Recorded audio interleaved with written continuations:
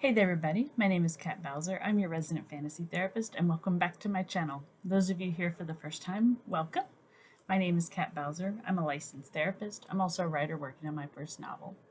And on my channel, I like to take the angle of what is the heart of writing. And to me, that is in the characters. And in the heart of the characters is their psychology. So that is kind of the viewpoint I like to take with everything I talk about on my channel.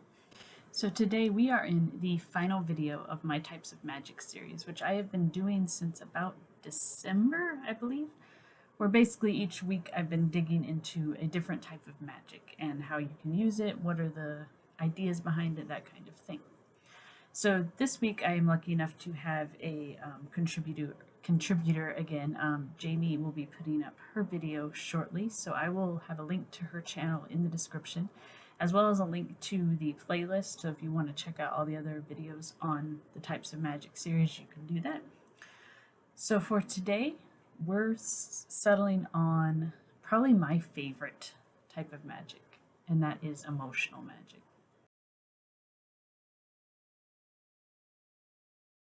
Okay, so what is emotional magic? This is one that really has a lot of interpretation to it. So you could probably ask three people what they would consider emotional magic to be, and they'd give you three different answers. As far as I'm concerned, emotional magic is magic that is created from an emotion. So this is going to vary by the series. So I think one of the strongest examples as of late that I can think of is probably in the Harry Potter series.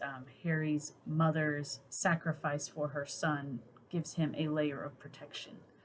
And that, I think, is a really good example of emotional magic. Another example from that same series is when Molly Weasley faces off with Bellatrix Lestrange, and she ends up winning because she is defending her family. So it's really kind of up to the author if you're going to interpret something as being emotional magic or just adrenaline. Within my stories, my work in progress actually has magic that comes from the soul itself. And it is called emotional magic because it grows stronger or weaker depending on what emotion you are channeling when you use it. So, the thing I like about this idea is that it kind of ties into the other ideas I've mentioned with magic before, in that the older the magic is, the more powerful it is, and the stronger it is. And the thing with emotional magic is emotion is considered generally to be the oldest thing in the world. Sometimes the universe, depending on if we're dipping into a little bit of sci-fi here, because it has been there from the very beginning. Generally, when you have characters in fantasy, you have characters from different races and things like that. So sometimes it's taken them a while to discover magic, sometimes it's taken them a while to master it. But with each one, as long as they're sentient, and sometimes honestly, even when they're not, there has always been displays of emotion. There's always been essentially bonds with one another and a community and a connection. And that is really what emotional magic runs on, is try to picture it as, for example, if you have a mother and she has a bond with her child.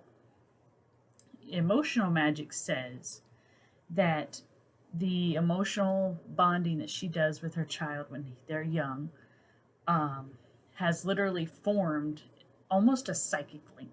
Not enough that you can read minds or things like that, but enough that you can, it kind of becomes like a well of power, like that you can dip into and draw out of. So the stronger the bond you have, and the stronger the bond you have with multiple people, the better. And the thing I like about this is that emotions are so varied that if you know how to use emotional magic, there is never a time where you do not have magic at your disposal. For instance, if you have someone who has a strong tie to the land, because this is a place where they were born, this is where they grew up, this is where they used to play with their friends, their grandparents, and it just has a very strong sense of nostalgia for them, that is a magic source with emotional magic, because the emotion itself has become an energy. And I really love that in a story because it it gives you sources where you normally wouldn't have any sources. Now the downside to this is if you have emotional magic, there's really not a time where you're without power, and that can be a problem, especially if you're looking to create conflict. So for myself, the way I get around this problem is emotional magic is not easy to do. It is very difficult to tap into. So you really have to know what you're doing. Um, for my own work, people that can do emotional magic have very strong intrapersonal intelligence. And for those of you who have seen my types of intelligence series, I'll just sum it up for people that haven't seen it. So intrapersonal intelligence is the ability to know your needs, to know where your weaknesses are, to know what you truly want and desire. That is intrapersonal intelligence. In order to do emotional magic, you have to have very strong intrapersonal intelligence. If you bond very well with other people, that will definitely give you the bonds I was talking about, the friendships, the connections, and things like that, which you can use as emotional magic. But if you don't have the ability to look inside yourself and say, okay, yeah, I'm very close to my father, or my mom and I have a difficult relationship, things like that, then it's going to be very hard for you to use it. So I look at it as if you have strong interpersonal intelligence, but not intra, it's like having you've been given a very nice bow. Um, it's very strong. You have no issue with pulling the string back. It could probably fire thousands of meters if you wanted it to, but you have no arrows. So you really can't do anything with it except maybe hit somebody with it.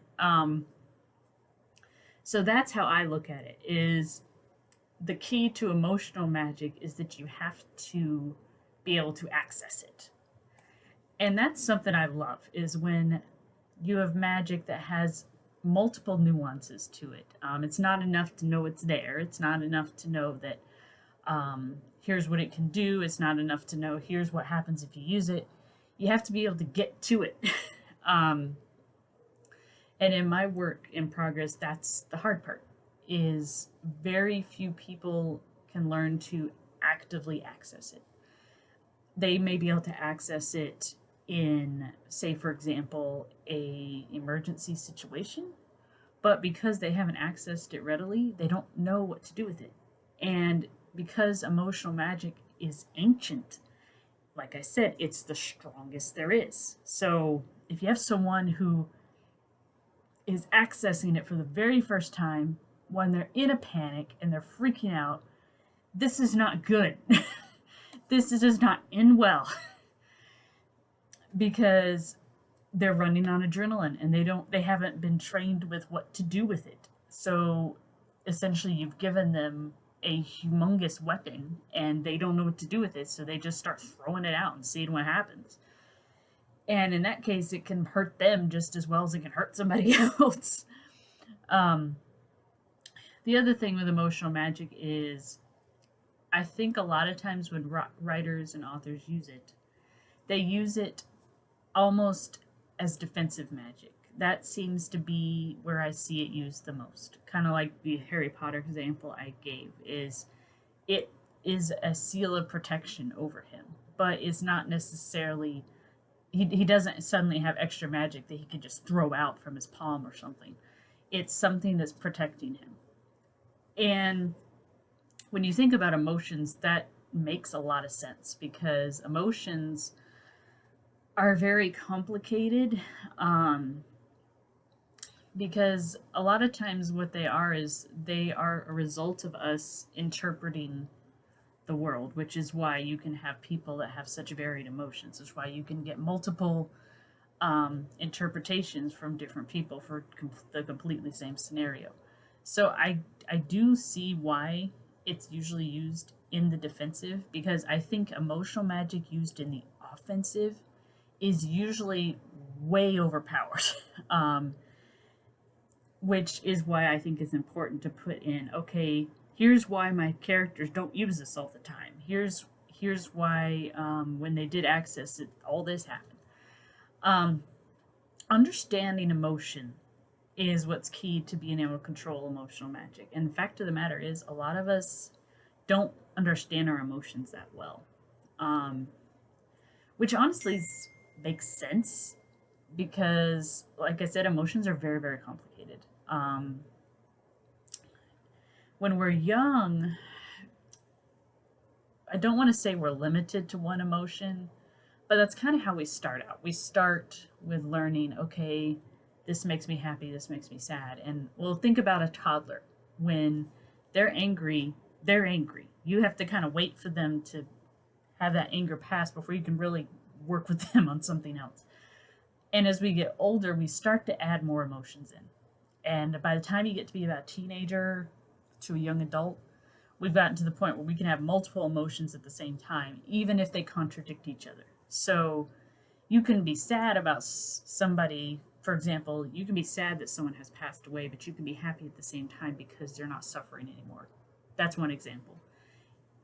For older people, that makes sense. For a younger kid, not so much.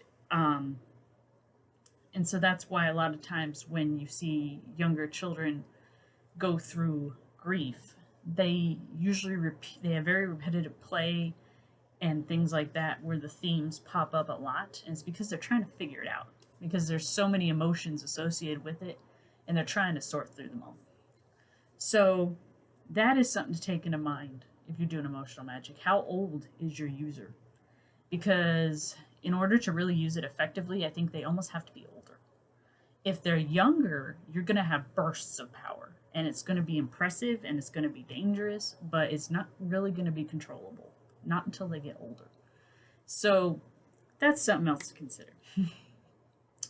So this is a type of magic that I don't think gets as much attention as the other types. Usually because I think when people hear this, they think, oh, the power of friendship and all that fun stuff, which I get why people make fun of it, but I also think you can use it in a very effective way in your writing. It's just going to take a little planning on your part. So for me, my favorite thing to do with characters is platonic relationships, family relationships, strong bonding. So I love this magic because I love the fact that it's something that's ancient, that has always been around, and it's just learning how to harness it. That's what I love about it. So that is essentially emotional magic. Like I said, I don't see this one a lot, but it's probably my favorite when I do see it. So I hope you guys found this interesting, or at least educational in some way. If you guys like this content, make sure you subscribe so you never miss when I upload. I upload every Thursday, every Sunday. And as always, if you have any comments or suggestions, feel free to leave them below. I always love responding to them. And until next time, I hope you guys have a good one.